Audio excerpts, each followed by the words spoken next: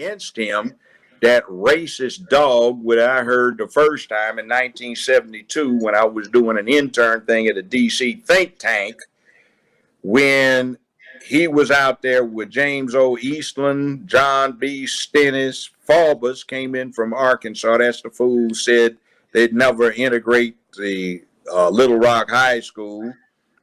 They had Wallace there, who was wheeled in, and they had Byrd, former Grand Dragon of the Klan, and they were talking about this young man who had a stupid-looking ducktail like he was back in the 1950s, was the last true yellow dog Dixiecrat. And they were talking about Joe Biden, who got up there, and when the speech he gave, I mean, I was really offended. I heard it right outside the state capitol building in Dover, which was a rundown, ransackled old house, 250 years old.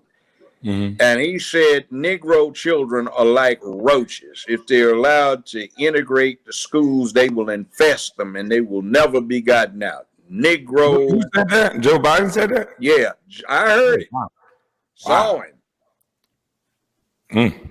He said Negroes were animals and they turned the streets into jungles. And he and Senator Eastland had a plan where they could put all of these Negro animals in zoos. Now, we talk about the 94 crime bill. That wasn't shit. The 91 was bad. The 91 was really bad. The 81 was the one where one rock got you 5 years, which due to some other stuff Biden and Stennis and Eastland did. It wasn't 5 years with parole. They abolished federal parole. So you get 5 years, you get 60 months, and you get released with all good and honor time at 56 months from federal custody.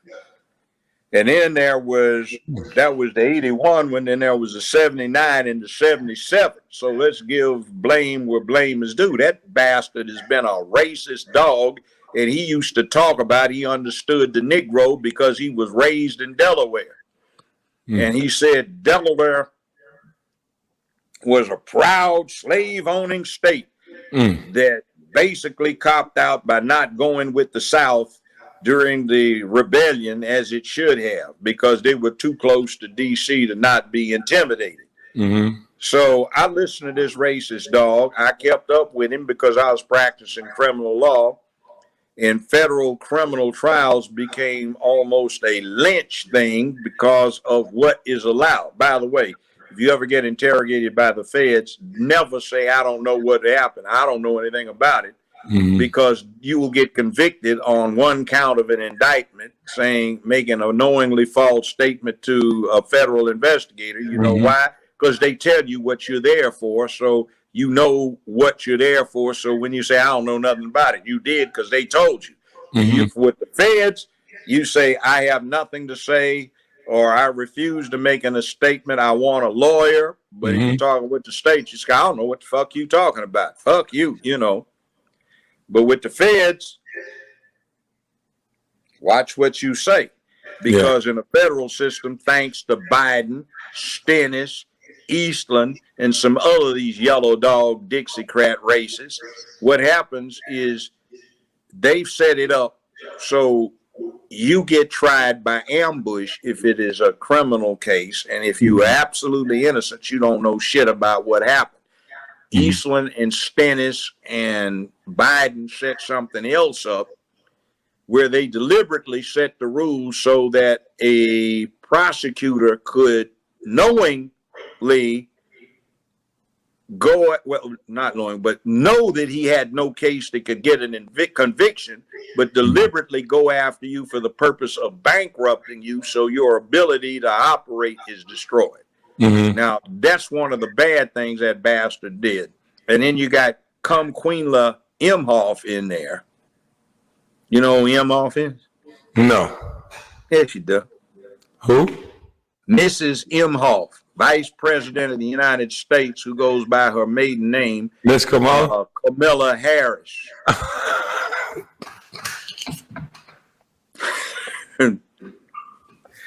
She's got 2 Jewish children she adopted. She married a Jewish husband who's got a I'm Interesting. scared to talk about Kamala Harris. I'm gonna let you have that one. She's a witch, and she is a corrupt witch.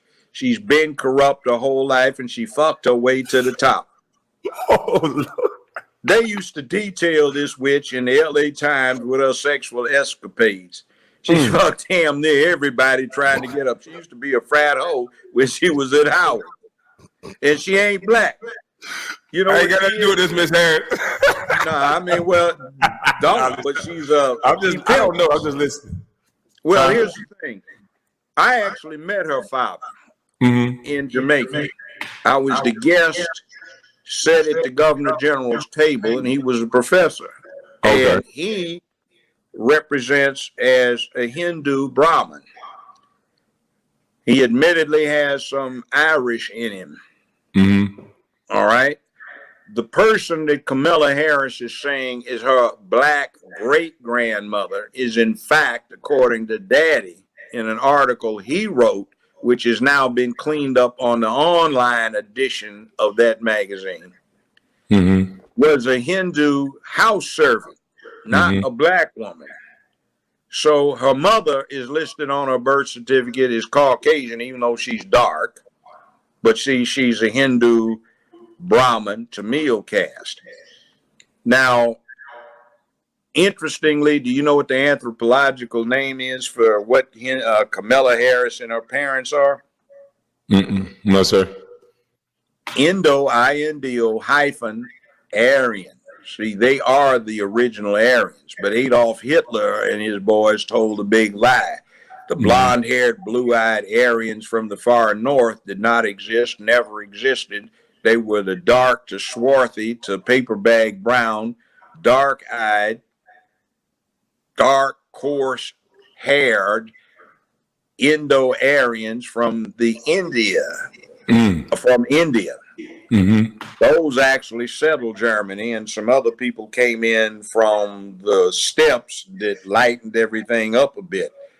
So that lie is being told. So you get the Aryan Brotherhood, the Aryan Nation. What's going on is the Aryans they claim to be one with look like Come Queenla or Come Queen Harris. You know, I guess what she did is, you know, LA Times ranked her out. I was out in LA, you know, when she was really I can see this article. Before that, see, she got out and they ran a thing that when she went to law school,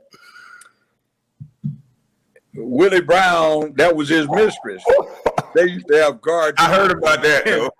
Where they had one I loved. It was a scene, Willie Brown sitting behind a desk with his tongue hang out and Kamala is raising up after doing him, you know. And they ran this thing where he got her a job with a medical supply company that did business with the city of San Francisco. He got her a gig for 15 hours a week for $72,000 a year. And you have to understand that was 35 years ago. And then when they carried a thing where she moved up to 20 hours a week, she getting paid $120,000 for a part-time gig, and he bought her a 750i BMW. She was earning that. So then she had this thing where she was trying to get on with this big firm. They wouldn't hire her, so she started screwing one of your buddies, an NBA player who was their biggest client. So she got hired. So then they ran a scandal sheet on her where she was trying to get on with the DA's office, so she started screwing the deputy chief DA to get on. So